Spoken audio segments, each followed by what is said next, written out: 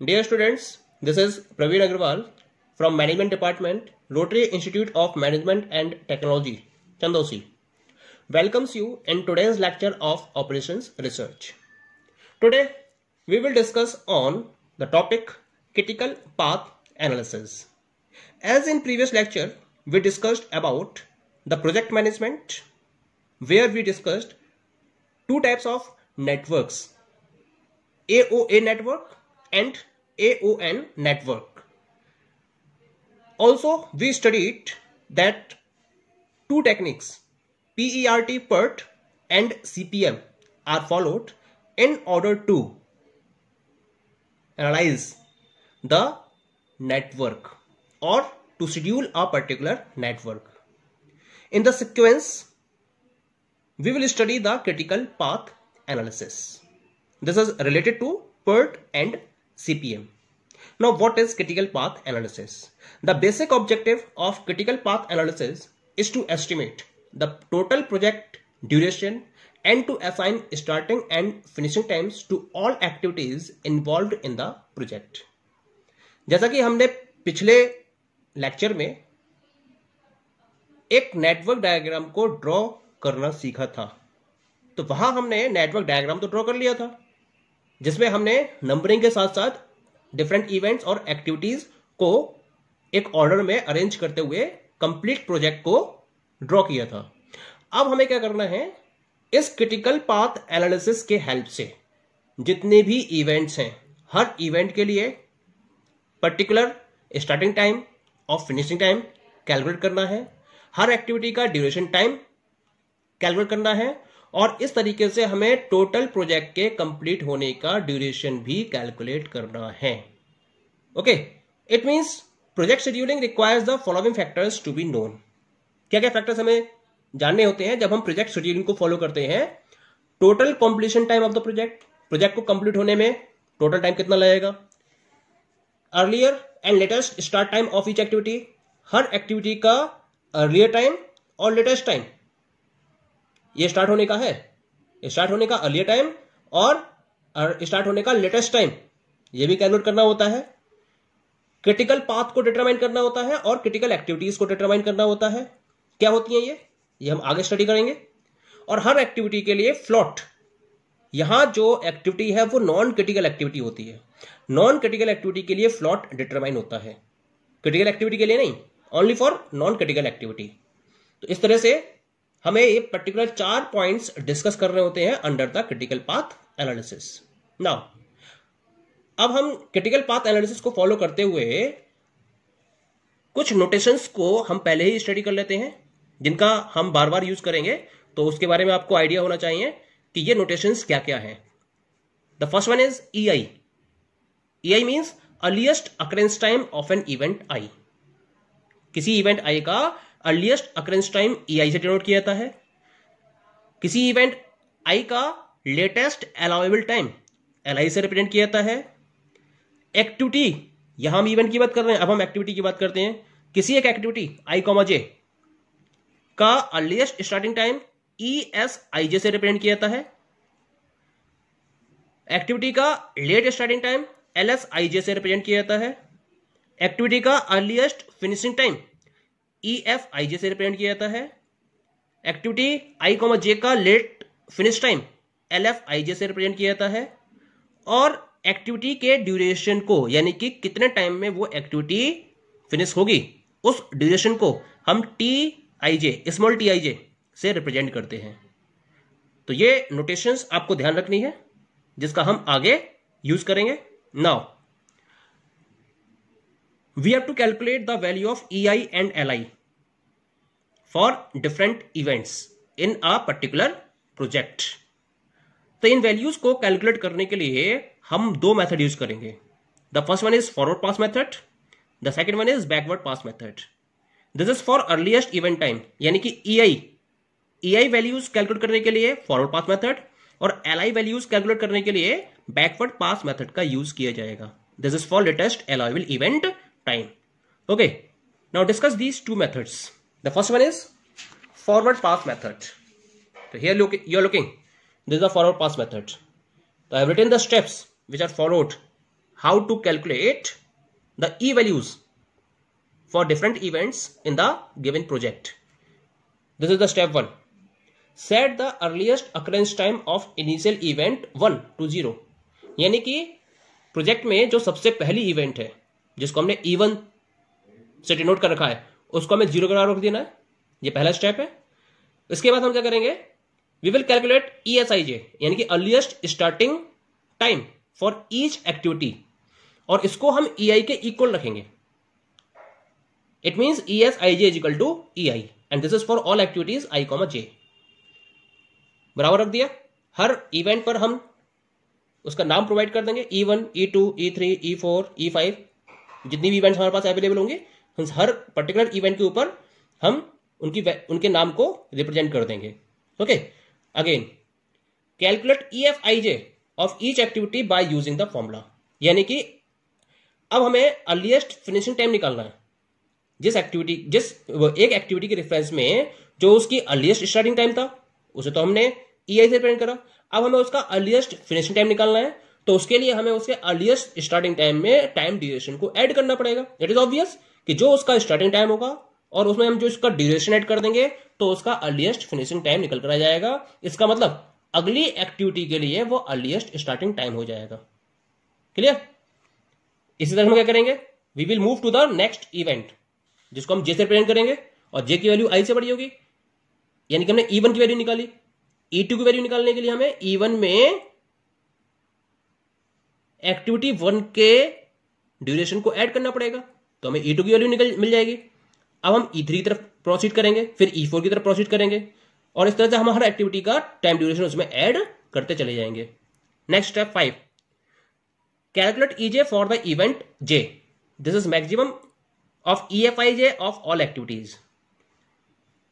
अब हमें क्या करना है, हर इवेंट J के लिए इसी फॉर्मूले का यूज करते हुए वैल्यूज कैलकुलेट करनी है. अगर कोई पर्टिकुलर पॉइंट ऐसा आता है जहां पर दो एक्टिविटीज एक साथ मर्ज हो रही हैं, तो हम उस पर्टिकुलर केस में जहां से मैक्सिमम वैल्यू मिलती है उसको कंसीडर करेंगे. ये मतलब हुआ इसका. EJ is equal to maximum of EFIJ. It means maximum of EI plus TIJ for all immediate predecessor activities. यानी जितनी भी उसकी प्रीडिसेसर एक्टिविटीज हैं उनमें से जो भी मैक्सिमम होगा उसको हम E वैल्यूज के रूप में कंसीडर करेंगे. Okay, and this is the last step. अब हमें क्या करना है, हमें लास्ट इवेंट N के लिए E की वैल्यू कैलकुलेट करनी है, और ये E की वैल्यू वही तरीका मैक्सिमम सर्च करेंगे. अगर सिंगल एक्टिविटी है, अगर उसके पीछे सिंगल प्रोड्यूसर एक्टिविटी है, then there is no problem. लेकिन अगर एक से ज्यादा प्रोड्यूसर एक्टिविटीज उसके पीछे हैं तो हम मैक्सिमम वैल्यू को E वैल्यूज में कंसीडर करेंगे. It means EN is equal to maximum of EFIJ and this is maximum of EN-1 plus TIJ for all terminal activities. Clear? इस तरह से हम फॉरवर्ड पास मेथड से E वैल्यूज को calculate कर लेंगे. Now we move to the second method. This is backward pass method. Backward pass method में हमें L वैल्यूज को कैलकुलेट करना होता है. इन्हें कैसे कैलकुलेट किया जाता है, इसके लिए हम स्टेप्स चेक करते हैं. This is the step 1. Set the latest occurrence time of last event N to EN. It means LN is equal to EN.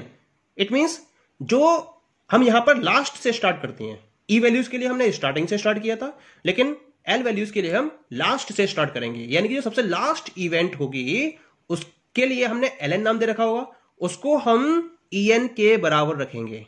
Forward pass method से हमने EN की वैल्यू कैलकुलेट कर ली होगी, उस EN को हम LN के बराबर रखेंगे. ठीक है?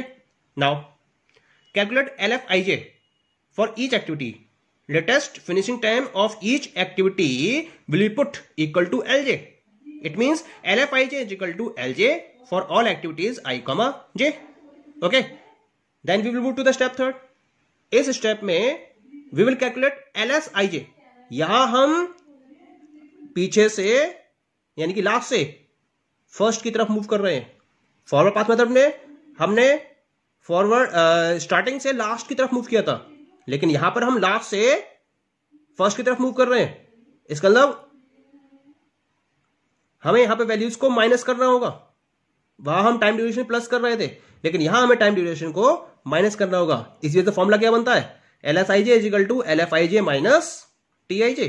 Time duration is subtracted from the LFIJ, okay, and this LFIJ को हमने LJ ग्राफ रखा है, LJ माइनस TIJ। तो ये फॉर्मूला यूज करके हम जितनी भी एक्टिविटीज हैं उनके इवेंट्स के LSIJ की वैल्यू को कैलकुलेट कर लेंगे इस फॉर्मूले का यूज करके। Now move to the step number 4, proceed backward. वहां हम फॉरवर्ड मूव कर रहे थे, यहां हम बैकवर्ड मूव करेंगे। Proceed backward to event in the sequence that decrease J by 1। Again step 5, calculate LI for event I। वहां हम J के लिए कैलकुलेट कर रहे थे, यहां हम I इवेंट के लिए कैलकुलेट करेंगे, क्योंकि फिनिशिंग टाइम कैलकुलेट करते चले जाएंगे तो अर्लीस्ट स्टार्टिंग टाइम हमें कैलकुलेट करना होगा, सॉरी लेटेस्ट स्टार्ट टाइम हमें कैलकुलेट करना होगा। इसके लिए हम फॉर्मूला यूज करेंगे क्या, मिनिमम ऑफ LSIJ। वहां मैक्सिमम वैल्यू ले रहे थे, यहां पर अगर बर्स्ट इवेंट्स कंसीडर होती हैं तो उसमें हमें मिनिमम वैल्यू सेलेक्ट करनी होगी। It means minimum of LJ minus TIJ for immediate successor activities. Clear. Step 6, अब हम फर्स्ट इवेंट की तरफ मूव करेंगे।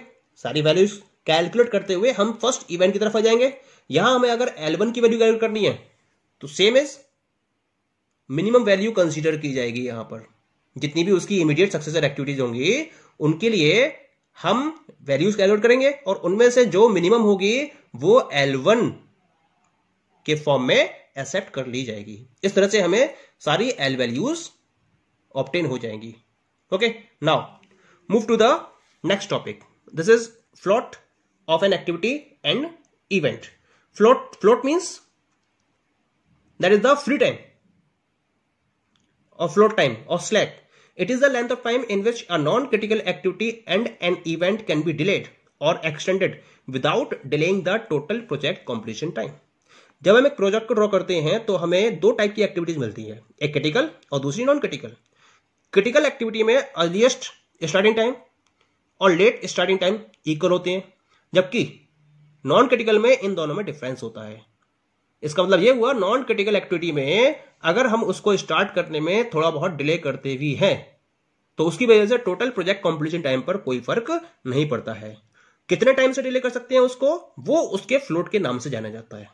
ओके, इसका मतलब हम इवेंट और एक्टिविटी दो की बात करते हैं तो यहां पर एक इवेंट का स्लैक होगा और दूसरा एक्टिविटी का स्लैक होगा। इवेंट के स्लैक को कैलकुलेट करने के लिए हम ये फॉर्मूला यूज करते हैं, event float is equal to LI minus EI। Okay, activity के स्लैक को कैलकुलेट करने के लिए हमारे पास तीन तरीके होते हैं, तीन टाइप्स में हम इसको फॉलो करते हैं। पहला होता है इसके अंदर total float.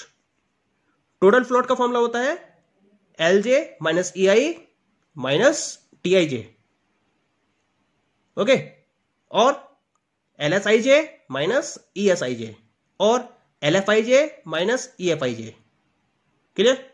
Now the second float of activity is free float.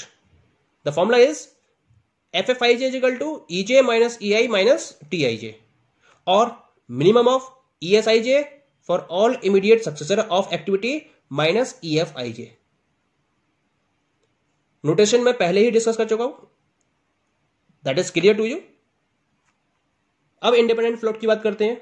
Independent float का फॉर्मूला होता है EJ minus LI minus TIJ, या हम EJ को लिखते हैं ESIJ, LI को LSIJ। ये इवेंट के रेफरेंस में है और ये एक्टिविटी के रेफरेंस में है। तो एक्टिविटी के रेफरेंस में ESIJ minus LSIJ minus TIJ। अगर इंडिपेंडेंट फ्लोट की कोई वैल्यू नेगेटिव आती है तो हम इसको 0 कंसीडर करते हैं। ओके, नाउ ये तो बात हुई फ्लोट की। अब हम इसके रेफरेंस में एक लास्ट टॉपिक और स्टडी करते हैं, that is known as the critical path. What is critical path? As we know that when we are drawing a project with the help of network diagram, we get two type of activities. First one is critical activity and second one is non critical activity. Critical activity, all activities having zero total float value are identified as critical activity. It means EI minus LI equal to 0 और EI equal to LI। तो जिन activities के लिए EI और LI की value same होती हैं वो activities critical activities कहलाती हैं। और इन सारी क्रिटिकल एक्टिविटीज को फॉलो करते हुए हम एक सीक्वेंस फॉलो करते हुए एक पाथ ड्रॉ करते हैं, तो जो पाथ हमें मिलता है इन क्रिटिकल एक्टिविटीज को सीक्वेंसली मैच करते हुए, तो हम उस पाथ को क्रिटिकल पाथ का नाम देते हैं. It means the critical path is the sequence of critical activities that form a continuous path between the start of a project and it's completion. हाँ, एक बात तो ध्यान रखनी है इसमें आपको कि क्रिटिकल पाथ की जो लेंथ होती है वो सारी की सारी क्रिटिकल एक्टिविटीज के इंडिविजुअल टाइम्स के समेशन के बराबर होती हैं, और ये प्रोजेक्ट के लॉन्गेस्ट कंप्लीशन टाइम के इक्वल होती है. Okay, so this is about the critical path analysis. अब इससे रिलेटेड जो एग्जाम्पल्स हैं वो हम अपने नेक्स्ट लेक्चर में डिस्कस करेंगे. Okay, thank you.